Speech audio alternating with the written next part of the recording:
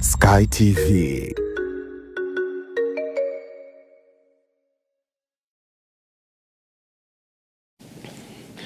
Naam, habari ya wakati huu tena mtazamaji wa Sky TV. Karibu sana kwa ambaye ndio kwanza umeungana nasi, basi na sisi ndio kwanza tunaanza katika kipindi hiki cha uchumi na maendeleo, ambapo leo tunayo mengi zaidi ambayo tunakwenda kuyazungumza hapa, lakini katika yote ambayo tutayazungumza yanakugusa moja kwa moja mtazamaji. Kumbuka kwamba kipindi cha uchumi na maendeleo kimelenga kuendelea kukumbushana ama kupeana nafasi ya kuzitambua fursa zilipo na namna ya kuweza kuzichangamkia. Sasa leo tunatazama zaidi katika eneo la uthubutu wa kuzifikia ndoto, uthubutu wa kuanza mchakato katika hatua ya kwanza na hatimaye kuzifikia ndoto kwa kila mmoja wetu. Naamini kwamba wale tutazama sasa hivi unazo ndoto za kufika mahali fulani, pengine katika mafanikio kiuchumi. Sasa unafikaje hapo? Lazima uwe na uthubutu wa ile hatua ya kwanza unapokuwa umeanza kwenda kutekeleza lile wazo lako ama ile ndoto yako, ili kusudi uweze kuifikia. Katika kulijadili hilo pamoja na mambo mengine mengi, tunaye hapa mgeni wetu anafahamika kama Sheila Mnyanyi, ambaye tumemleta hapa kama mwanamke kinara ambaye ni mfano wa kuigwa pia kwa wanawake wengine ambao wanatamani kuyafikia malengo yao. Na sasa hapa sio tu kwa wanawake, hata pia kwa wanaume. Inawezekana kuna mwanaume ana ndoto nyingi, lakini namna gani anaanza sasa ile hatua ya kwanza kwenda kufikia malengo katika ndoto yake? Ndio maana tuko nawe hapa leo kwa ajili basi ya kwenda kuwakumbusha kila mmoja katika kuwajibika kwenye eneo la kuzifikia ndoto. Habari za huko utokako? Ni njema. Ndio. Habari ya kwako? Habari yangu ni njema, namshukuru Mungu, tupo tunaendelea vizuri kabisa hapa. Hongera kwa kazi ya ujenzi wa taifa. Nashukuru sana.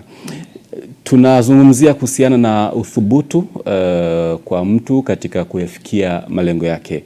Wewe ni miongoni mwa wanawake ambao ni mfano wa kuigwa katika maeneo yote ambayo unawajibika. Wewe tunatambua ni mwimbaji. Ndio. Tunatambua ni MC. Ndio. Vile vile ni mfanyabiashara.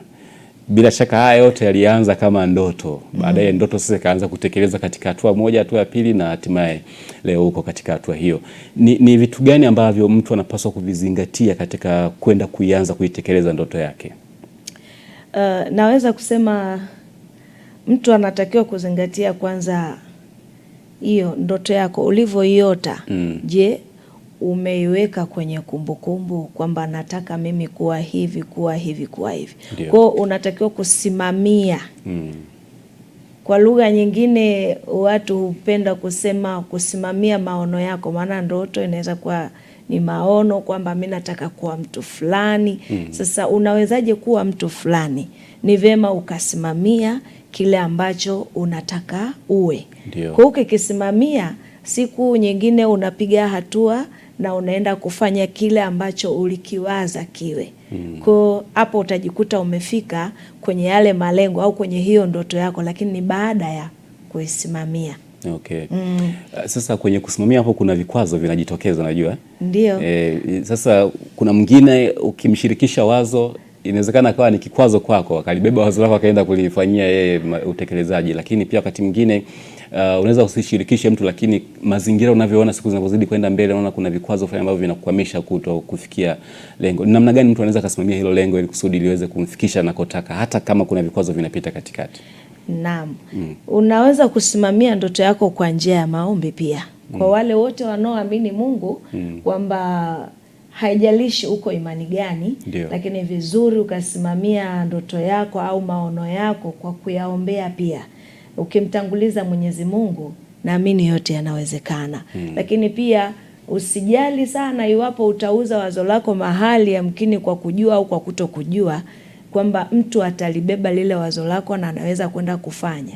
Lakini ni hivi, linabakia kuwa ni la kwako kwa sababu wewe ndiye uliona, wewe ndiye uliota, wewe ndiye umesimulia. Kwa hiyo unaweza ukashangaa yule hata kama ataiba wazo lako au atabeba wazo lako kwenda kufanya, anaweza asifanye kwa uzuri au kwa ubora zaidi yako wewe ambaye umelianzisha ama ulia hivyo. Kwa hiyo usijali hata mtu akiiba idea yako kama mnavyosema kwa lugha ya kigeni, lakini bado mbeba maono anabaki kuwa mbeba maono na anaweza akalifanya kwa ukubwa kuliko aliyeiga. Kwa hivyo vitu vipo. Sawa sawa. Kwako ilikuwa ni rahisi kiasi gani ama ilikuwa ni vigumu kiasi gani kwenda kuianza hatua ya kwanza kabisa kwenye kuzifikia ndoto zako? Na bado sijazifikia mpaka sasa. Ila kama kwa imani zetu tunavyosoma kwenye maandiko ndio naona wingu kama kiganja. Tofauti na kule nilikotoka ni kwamba kulikuwa na ugumu. Mtu fulani alithubutu kuniambia huwezi, hautafika mbali na maneno kadha wa kadha. Huo ugumu ulikuwepo kwa kukatishwa tamaa ya, lakini bado sikukata tamaa. Niliona kabisa inawezekana. Kama yule aliweza, mimi nashindwaje? Kama yule kafika pale, kwa nini mimi nisifike pale? Kwa hivyo nilijaribu kujisimamia, pamoja na kuwa nilikutana na hizo changamoto za kuambiwa huwezi, hasa kwenye nafasi ya kuimba. Kuna mtu aliniambia sauti yenyewe hiyo nyenye utaimba nani akusikilize? Lakini nashukuru Mungu hata sasa yamkini kuna wakubwa wengine wenye elimu zao kuniliko mimi na bado wanakaa wananisikiliza na wanaelewa kile ninachopeleka. Kwa hivyo nilikutana nazo na bado nimeweza kuvuka. Naamini nitavuka zaidi kwa sababu naamini nitafika kule nakotaka. Ndio. Tutazame kwenye eneo la kibiashara. Vipo vikwazo ambavyo pengine mtu inawezekana anakutana navyo ambavyo anafikiria kwamba hiki nitakivuka vipi hiki kikwazo. Katika mwendelezo unapokuwa sasa umeshaanza hatua ya kufanya zile biashara zako pale, vikwazo vinavyokuwa vimetokea ni kwa namna gani mtu anaweza kaviepuka ili kusudi ama akakabiliana navyo? Lengo tu ni kufikia pale ambapo yeye anatamani kufika.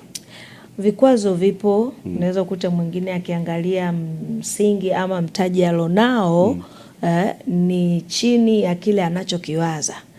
Hiyo inaweza kuwa ni kikwazo, kwamba anataka kuwa mfanyabiashara mkubwa, labda aende nje ya nchi akabebe mzigo mkubwa, lakini anajikuta yeye ni wa hapa ndani.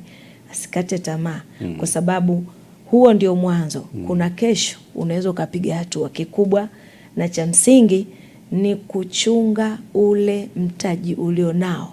Leo uko hapa, kesho ule mtaji utakuwa. Kwa kikwazo kikubwa kwa wengi huwa ni mtaji, lakini pia masoko. Inategemea na bidhaa gani unaifanya. Upatikanaji wa masoko kwa wengine kwao ni changamoto, na sio tu kwa wengine, wengi wao au wengi wetu. Unaweza ukatamani mfano hata kufuma tu vitambaa, lakini kwa usawa huu unakuta watu wengi hawatumii vitambaa vile vya kufuma. Kwa hiyo jinsi gani utakiuza kile kitambaa? Mpaka utafute wale wahenga ambao wanafahamu hivi vitambaa vya nyuzi bwana, ukiviweka kwenye kochi ama kwenye sofa vitakaa. Kwa soko, mtaji na kadhalika, lakini hutaki ukata tamaa. Tafuta wateja, ingia hapa na pale, lakini kuna siku utafika pahali na mtaji wako utakuwa, uchumi wako utapanda hivi. Sawa. Tuguse katika upande wako. Nini kilikupa imani kwamba ipo siku shughuli zako unazozifanya za kibiashara zitakuja kukua na hatimaye sasa jamii kutambue zaidi ya vikwazo ambavyo ulikuwa unafikiria pengine utakutana navyo na viweze kukukwamisha? Naweza kusema imani yangu kwa Mungu ndio inabeba sehemu kubwa ya maono yangu ambayo ninayo, kwa sababu bila kuamini kwamba Mungu anaweza kunisaidia kwa hiki, sitafika mahali. Kwa hiyo ninachojua, imani ndio inanipeleka mahali, na kazi ninazozifanya nazifanya kwa juhudi. Kama nilikuwa natengeneza maandazi yenye ubora huu, kesho nataka niongeze yenye ubora ule. Kwa hivyo ni vizuri ama ninapambana katika kuboresha shughuli zangu, iwe kwenye UMC nifanye kwa ufasaha, iwe kwenye maandazi ninayouza kila siku asubuhi pale kibandani kwangu niongezee ubora. Kama nilikuwa naweka iliki kidogo, kesho niongeze zaidi. Kwa hiyo ni kuifanya bidhaa yako kuwa bora, najua kesho nitafika mahali fulani. Hapo kwenye kuongezea ubora, yani kuongeza thamani ya bidhaa hiyo, ni sehemu ya kukimbizana na ile ushindani sokoni. Ndio, unaweza kukuta mimi labda naimba, sauti yangu ni ya kawaida sana kama ambavyo unafahamu. Lakini naweza nikaamua kujikita upande huu kwamba fulani aliimba sana mapenzi, mimi sasa naimba uzalendo. kwenye uzalendo kunaweza kukanibeba zaidi na nikaongeza thamani, hata kama sina sauti nzuri, yamkini muonekano wangu ukawa si mzuri, lakini kile ninachokipeleka kwa jamii kinapokelewaje? Jinsi kinavyopokelewa ndio unajipata thamani yangu nayo inazidi kwenda. Kwa unaangalia katika ushindani wa soko, nini nifanye? Unaweza mkaigana leo kama ambavyo huyu ataimba hivi, huyu ataimba hivi, afu mnaimba kitu kimoja. Mnaweza mkabaki hapo. Lakini ukiona huyu kasimamia hapa, wewe simamia hapa. Vivyo hivyo kwenye bidhaa hizi ndogo ndogo, ukiona huyu kafanya hivi, mnaweza mkawa mko foleni kubwa, au unatengeneza chapati, huyu katengeza chapati pia, lakini utashangaa wateja wanakuja kwa huyu. Kwa nini? Wamekuta chapati ya yule inachambuka kaa kitabu. Hivyo. Kwa hiyo ni kuongeza tu thamani ya bidhaa yako na wengine wanaweza wakaanza kuhisi pengine bwana huyu ana mganga wake, huyu ana fundi wake, anamrekebishia mazingira kuvutia wateja, lakini kumbe kuna namna tu ameweka ubora kwenye bidhaa. Ndio, unaongeza thamani ya bidhaa yako.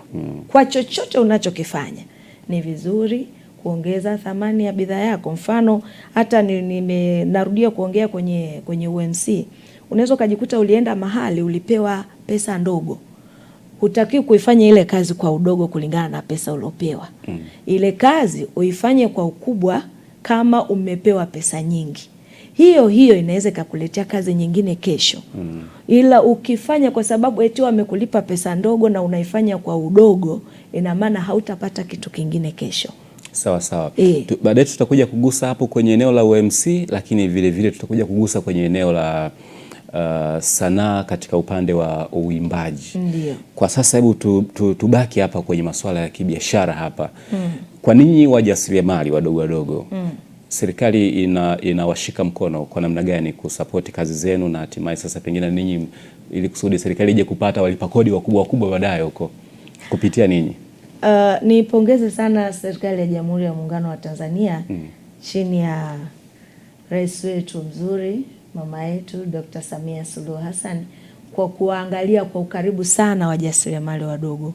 Kwanza wametutengenezea vile vitambulisho vyetu vya wajasiriamali wadogo, lakini pia wametoa mikopo ambayo ina riba nafuu, tofauti na zile ambazo nathubutu kumtaja mheshimiwa mmoja alikuwa anasema anataka watoe wajasiriamali kwenye kausha damu.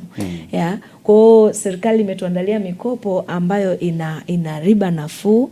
Kwa sisi wajasiriamali wadogo inatusaidia sasa katika kuingiza kipato, lakini pia kuongeza mitaji yetu inazidi kukua, kwa sababu hatuumii sana kwenye marejesho kama ambavyo kipindi cha nyuma watu mpaka unasombewa vitu vya ndani, unabaki unaketi chini.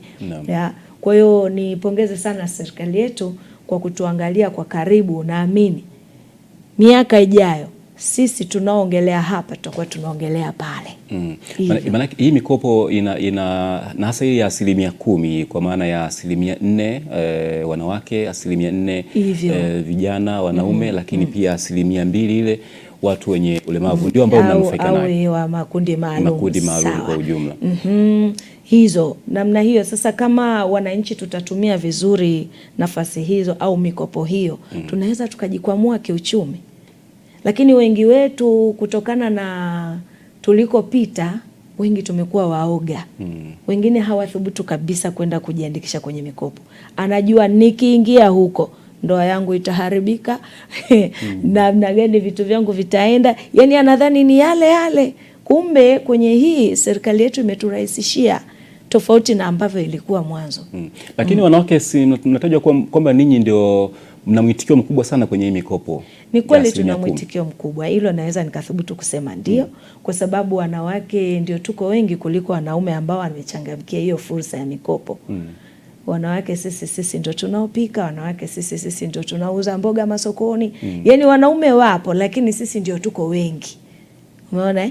Sasa kama tuko wengi katika maeneo mengi, lazima tuwe na idadi kubwa kwenye kuchangamkia fursa ya mikopo tofauti na wanaume. Japo pia wapo wanaume ambao wanapata mikopo na wanafanya mambo makubwa vile. Naam. Ile mikopo ya kausha damu umeidokeza mwanzo pale, natamani hapa pia tuweze kuizungumza, tuone kwa namna gani inaathiri hata maendeleo ya familia na hasa kwa wanandoa. Mpaka serikali sasa inaamua kwamba ilete hii mikopo ya 10% kwa makundi haya matatu. ni kwamba kuna mahali pengine ndoa zilikuwa zikiteteleka kwa namna fulani, mikopo hiyo ya huko umiza damu hiyo? Kwa macho yangu siambiwi, sihadithiwi. Wengi waliharibikiwa na ndoa kwa sababu unakuta mwanamke anajirusha, anaenda kukopa pesa bila kumwambia mwenza wake. Sasa ameenda akachukua, ameshindwa kurejesha. Jinsi ameshindwa kurejesha, wale watu, na wakati aliwaleta watu kuja angalia pale nyumbani, mume wake hakuwepo. Mwanaume anakwenda kukopa pesa bila kumshirikisha mume wake, mke wake. Ya, mwanaume vivyo hivyo au mwanamke vivyo hivyo. Yaani hawa watu wawili, lakini unakuta mwanaume alienda hakumwambia mke, na mwanamke naye alienda hakumwambia mume, na walikuja wakaleta watu kutizama pale nyumbani kwa nyakati tofauti. Sasa ukute mwanamke alishindwa kurejesha, watu wanakuja kusomba, mume anarudi anakuta sebule haina kitu. Unategemea kuna amani kwenye hiyo ndoa? Lazima utaambiwa nenda karudishe hivyo vitu, na haukuweza nenda kwenu. Tayari hapo ndoa imeharibika. Vivyo hivyo kwa mwanaume, anaweza akafanya hivyo, ameweka nyumba rehani bila mke kujua, na amechukua mkopo, anajua mwenyewe alienda kumalizia wapi hiyo pesa. Mwisho wa siku mke anaona watu wa benki yamkini wamekuja, au wale kule ambako alichukua pesa wamekuja. Hii nyumba iko chini ya mikono yetu kwa sababu mtu fulani ameshindwa kurejesha. Mke sasa kwa kuhamaki kwamba ilikuwaje akafanya hivi, sasa mimi naenda kwetu, hiyo ndoa tayari imeshabaratika. Kwa hiyo kulikuwa na changamoto nyingi sana, na vivyo hivyo watoto wamepata athari kwa wazazi kutawanyika, lakini pia kwa nyumba edha kuchukuliwa, watoto wanaenda kuishi tena kwenye nyumba edha za kupanga, au wanaenda kuombewa hifadhi kwa babu zao, kwa bibi zao, ili wazazi wao waanze moja kwanza huku mjini, mambo yaweze kukaa sawa, ndio warudishe hiyo familia. Kwa hiyo tayari kulikuwa kunakuwa na athari kubwa kwenye familia. Okay. Sawa. Pamoja na athari hizo, sasa mikopo hii ya 10% ipo.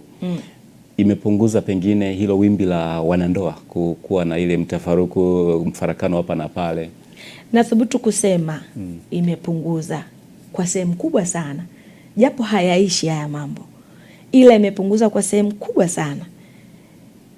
Nikisema kwamba yameisha nitakuwa muongo, kwa sababu bado kuna wengine kwenye hizo ndoa hawaaminiani. Mume wangu, naweza nikasema ni vizuri nikatoa mfano wangu mimi, na si kwamba ni halisi, ila nijitolee mimi, si kwa mtu mwingine.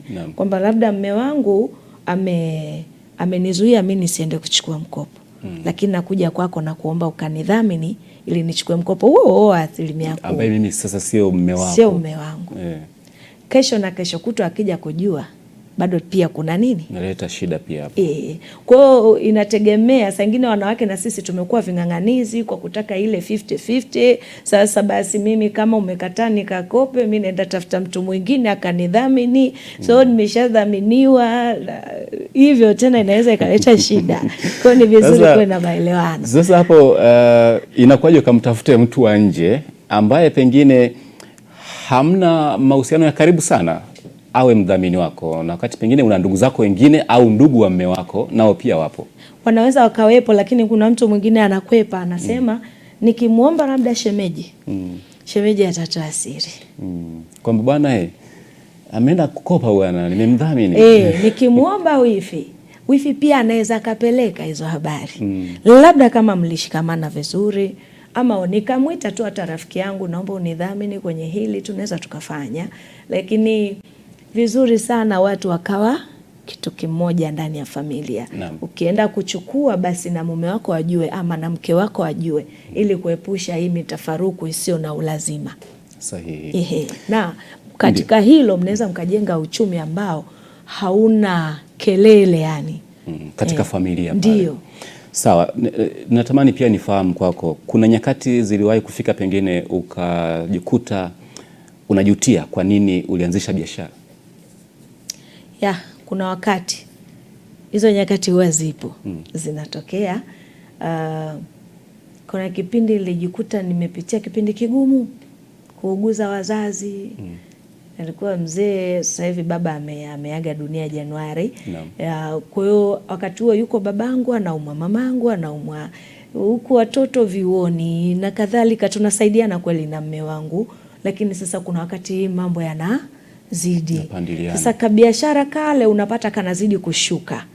Halafu unakuwa unautumia mtaji katika matibabu hayo. Yani unatumia faida mpaka na mtaji. Hiyo ilinikuta. Sasa ukishafika hatua ile, huku TRA anataka pango la hapo unapofanyia biashara anataka kulipia.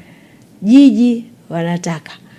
Mfanyakazi wako naye ambaye anakusaidia kazi anataka. Unajikuta sasa kwa nini hii biashara kama vipi nifunge tu? Kwa sababu saa changamoto zimekuwa nyingi kuliko hicho kipato ambacho ulitegemea kupata. Kwa hiyo hizo nyakati huwa zinatokea na hutaki ukata tamaa, unapambana, mwisho wa siku tena unarudi kwenye mstari. Sawa sawa. Tuame kwenye hili eneo la biashara. Nimetaja mwanzo unahusika na maeneo makubwa matatu kwenye biashara, lakini pia wewe ni MC vile vile wewe ni mwimbaji. Hebu tuende kwenye UMC hapa. Tumezoea kuona wengi ma MC ni wanaume, wanawake wanakuwa ni wachache. Ilikuwaje ukawa na uthubutu wa kutamani kuwa MC na ukafanikiwa kulimudu jukumu hilo? Ukweli nilipenda kazi ya UMC, naipenda. Nikiangalia wanaume wakisimama kufanya ile kazi nikawa naona mbona mimi kama naweza.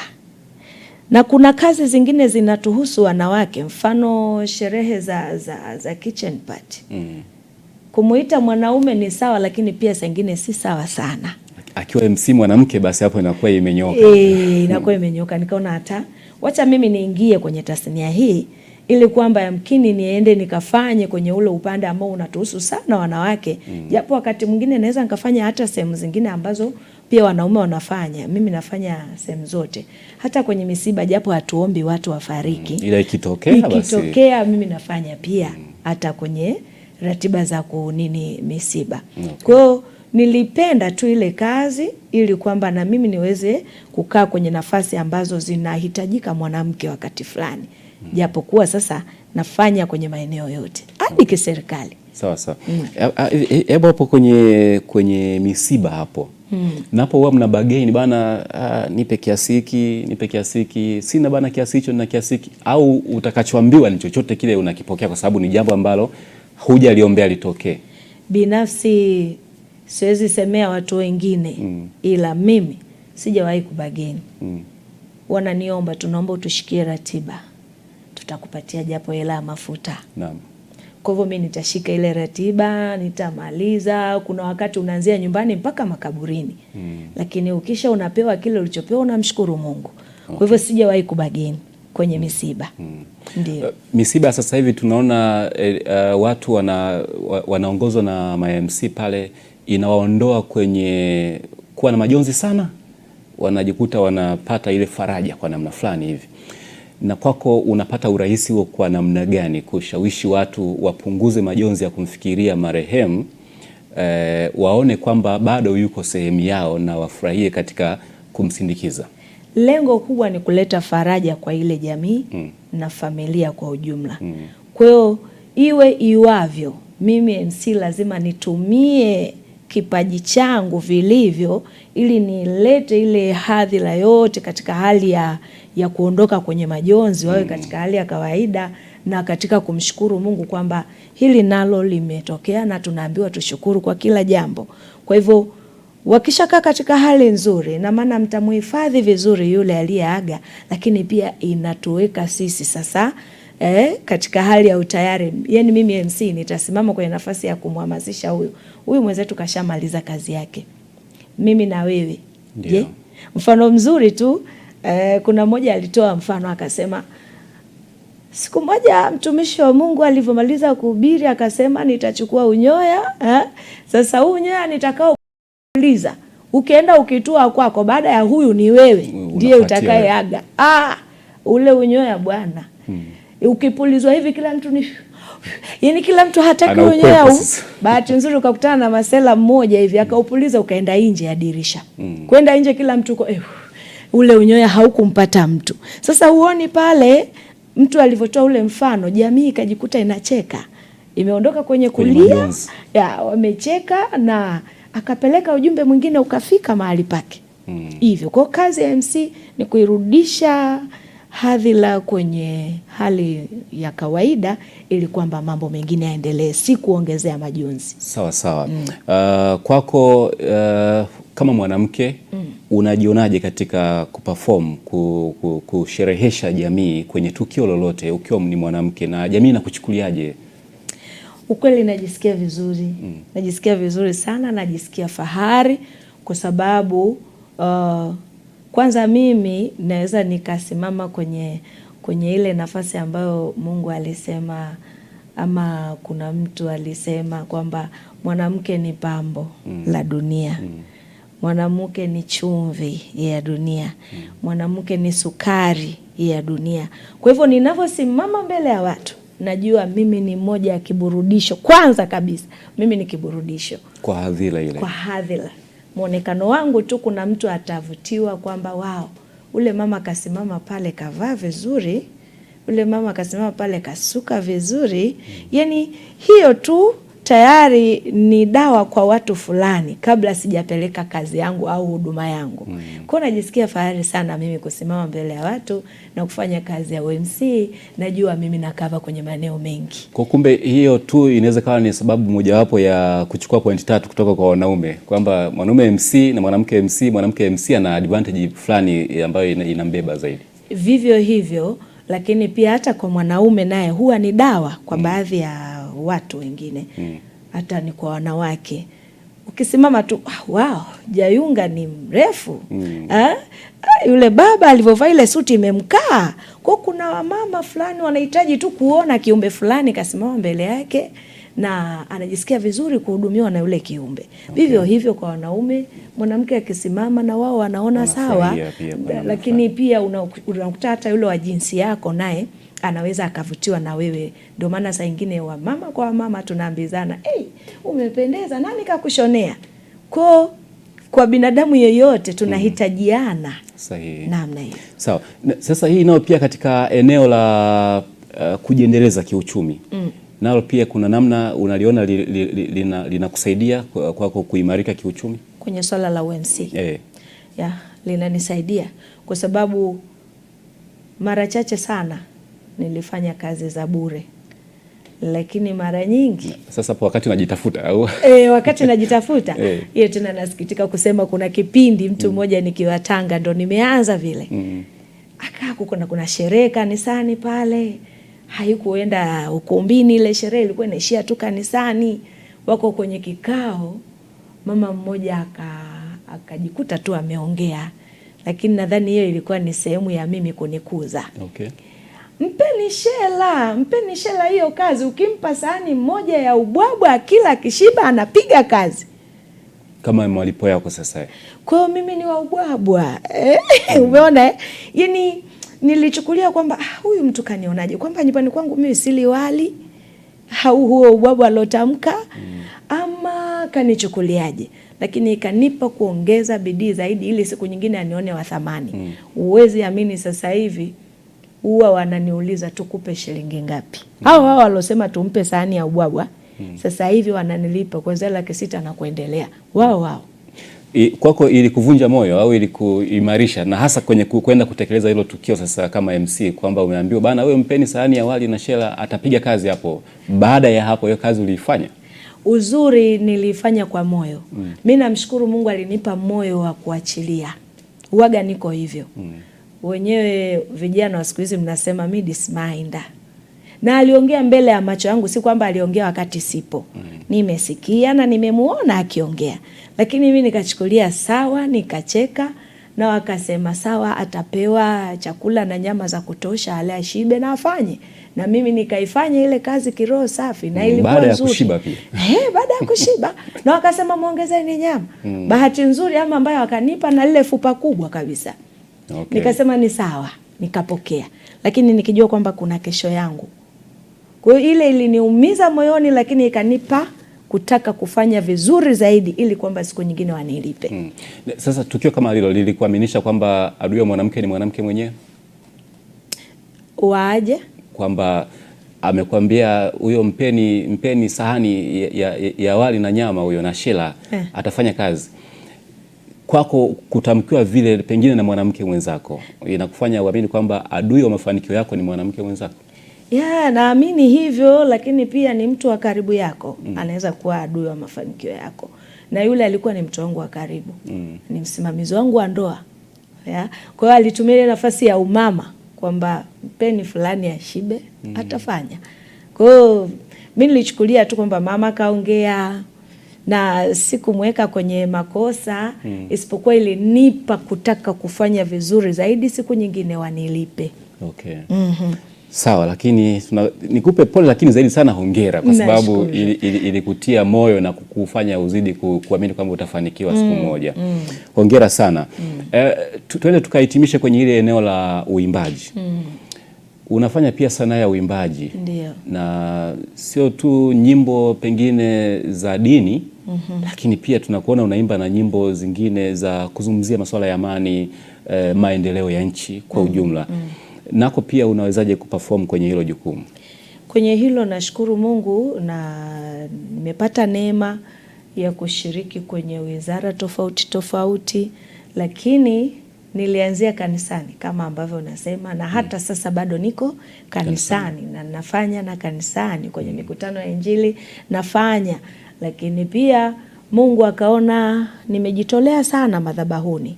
Binafsi madhabahuni huwa sidai chochote. Ukijisikia kunipa hela ya maji sawa, haukunipa ni sawa. Kwa hivyo Mungu akanikumbuka upande wa pili. Siku hiyo nakumbuka niko Tanga, wakaja ofisi ya waziri mkuu, walikuwa wanazima mwenge, ilikuwa ndo kilele cha mbio za mwenge Tanga 2018 kama sikosei. Walinikuta pale nikiimba wimbo wa uzalendo. Na nia yangu mimi kutengeneza ule wimbo ilikuwa unaingia kwenye albamu yangu tu ya pili ya kanisani, nikijua kwamba naiombea Tanzania yangu kwa sababu naipenda Tanzania yangu. Kumbe ule wimbo ukafaa kwenye macho ya wakubwa baada ya kuwa nilipelekwa na watu fulani kwenda pale kuperform. Basi niliperform, wakanipenda ofisi ya waziri mkuu, wakaniuliza ungependa serikali ifanye nini ili kwamba upate kufikisha ujumbe kwa jamii haswa kwenye upande wa uzalendo. Nikasema wachukue wimbo wangu huu naipenda Tanzania uingie kwenye unasema maktaba ya serikali, nimeutoa.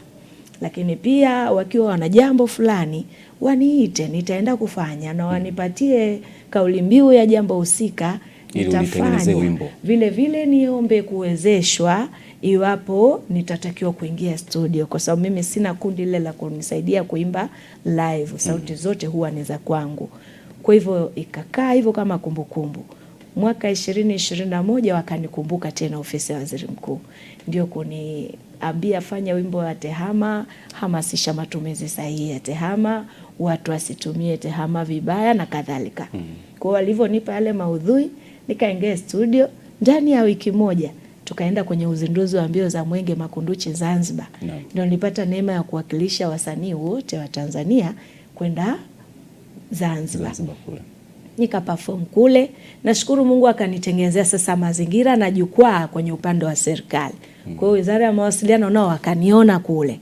Kuniona kule tumerudi hivi, wakaomba namba yangu ofisi ya waziri mkuu. Wakapata, ndo nikaja nikapata kufanya nao kazi kwenye tehama mwaka huo mpaka tukaenda kuzima mwenge Chato. Ilivyofuata ndani ya wizara hiyo kuna idara mbalimbali. Idara ya anwani za makazi nao wakanichukua.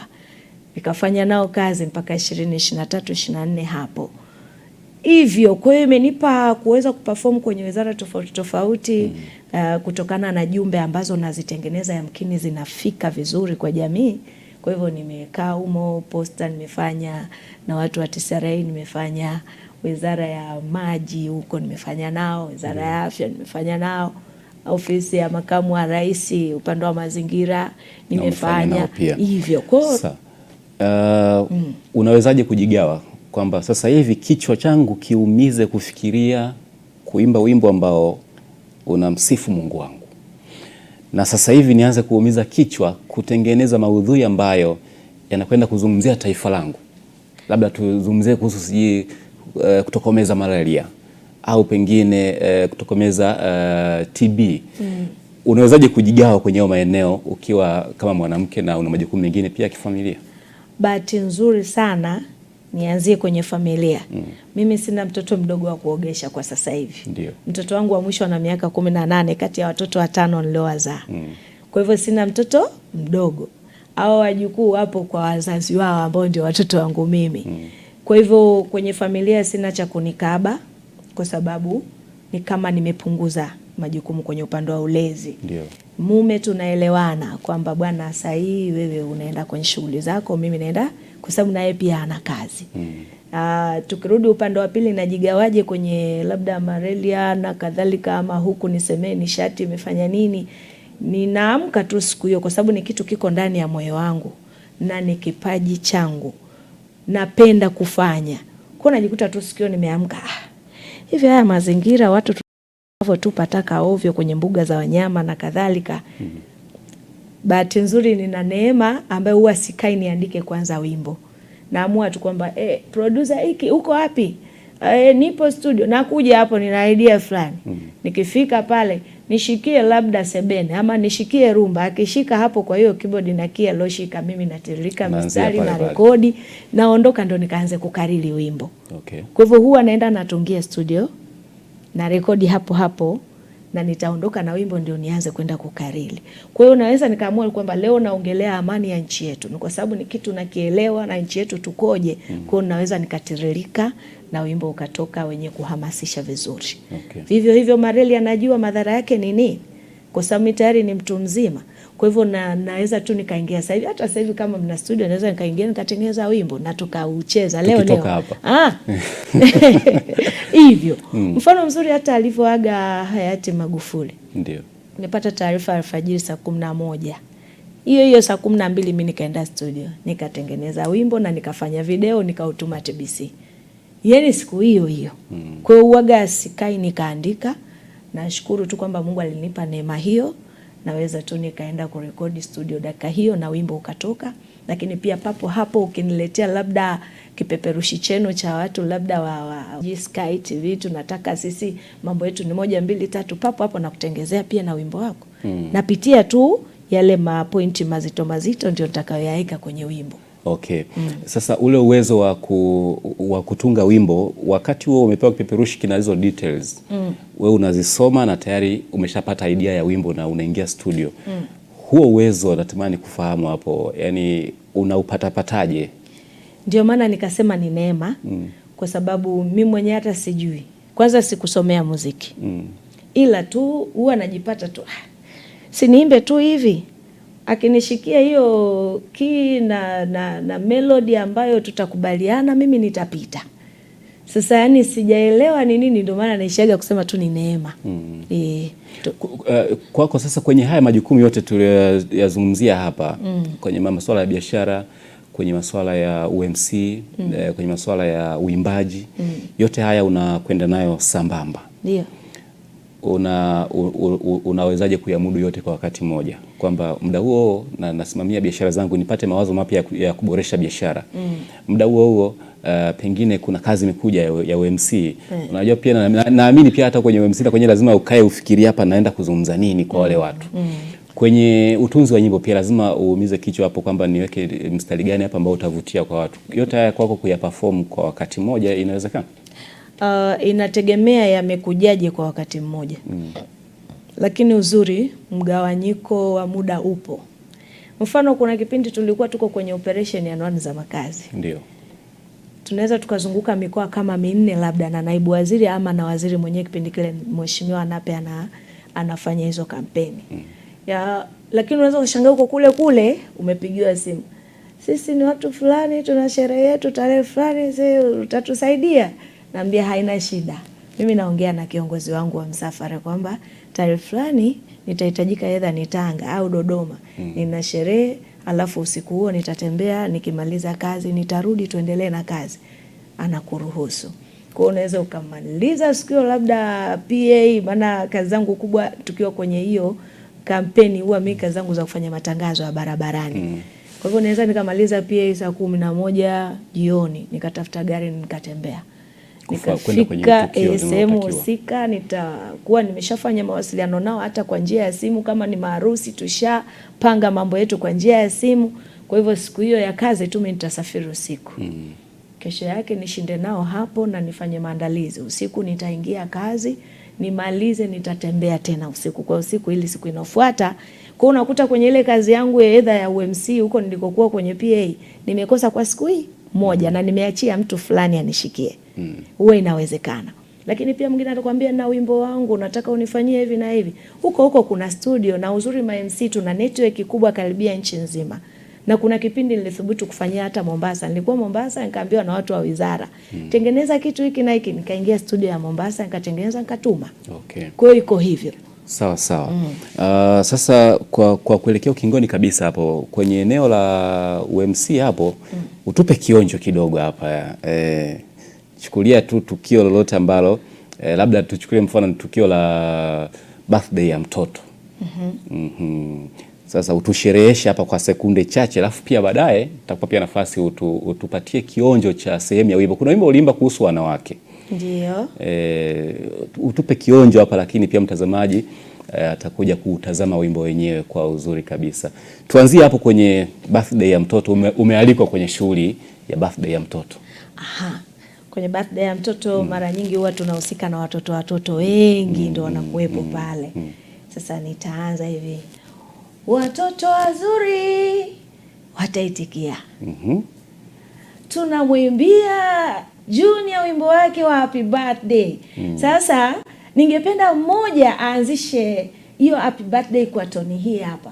Happy birthday to you. Wataanza wote. Tukimaliza makofi, piga kelele, shangilia, tutamaliza. Sawa, kwa nini nimesema kwenye eneo la birthday ya mtoto? Nilitaka kuona ni kwa namna gani unajituni kusherehesha sherehe ambazo zinawahusu watoto. Sababu kwa watu wazima tuna lugha ya kiutu uzima ambayo tunaizungumza, lakini tukija sasa kwa watoto nako pia wana lugha yao ili kusudi kuweza kumechi nao. Twende kwenye hapo wimbo huo unaohusu wanawake zaidi, kwa sababu tunazungumzia masuala ya uchumi hapa na wanawake katika kuhamasisha, na kwenye ule wimbo umegusia masuala hayo ya uchumi kwa wanawake. Hebu tupe kionjo hapo. Ya nilimba wanawake ni nguzo imara, wanawake ni nguzo imara katika familia zetu, katika jamii zetu, katika familia zetu, katika jamii na kiuchumi.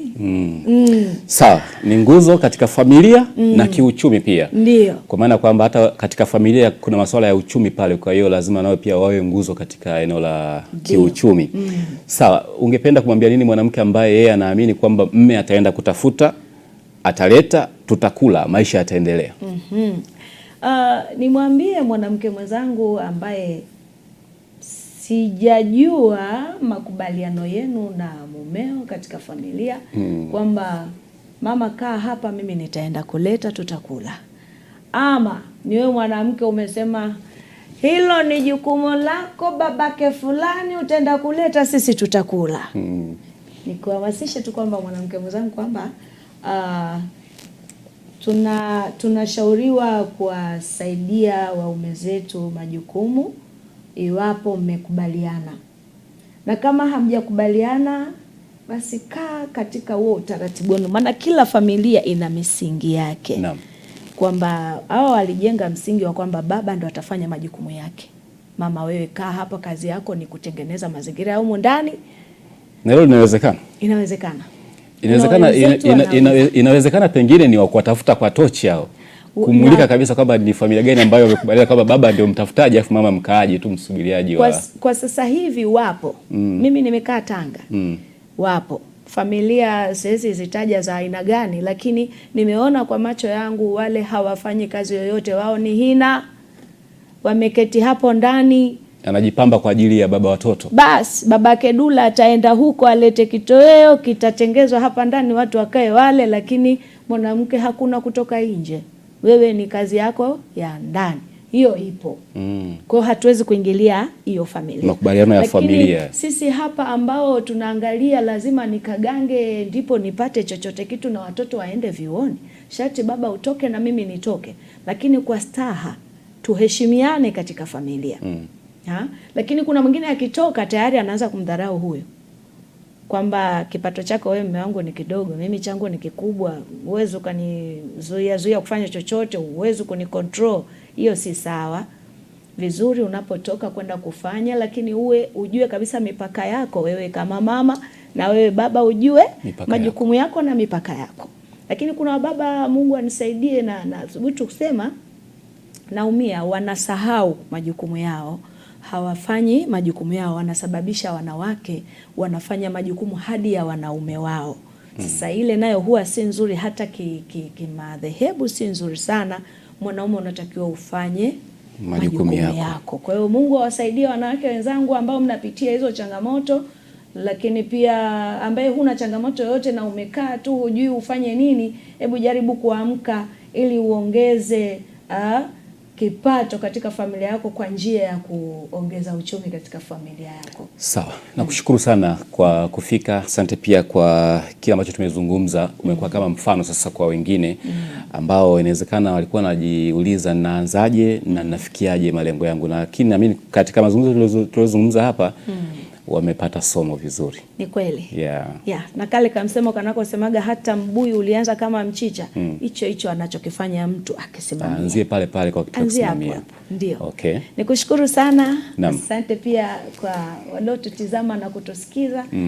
Naamini kuna mtu anaanza moja hapa siku ya leo na atafika mahali fulani. Kabisa. Asante. Na sisi tunaamini kwamba Mungu ukimtanguliza katika kila kitu, mafanikio lazima yatapatikana. Naam. Kwa hiyo wewe ambaye una biashara kako kadogo na kachukulia poa kwako kaimarisha ili kusudi uweze kuwa na uchumi imara zaidi.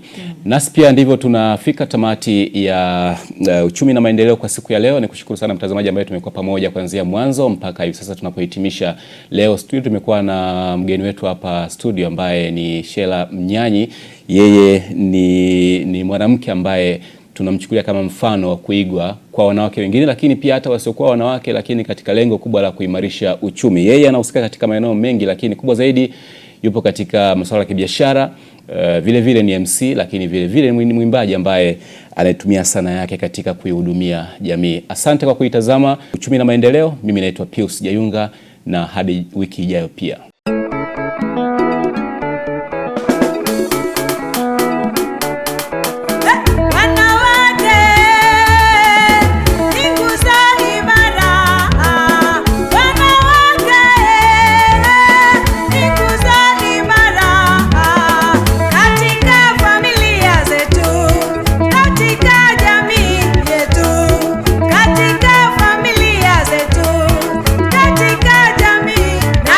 Uchumi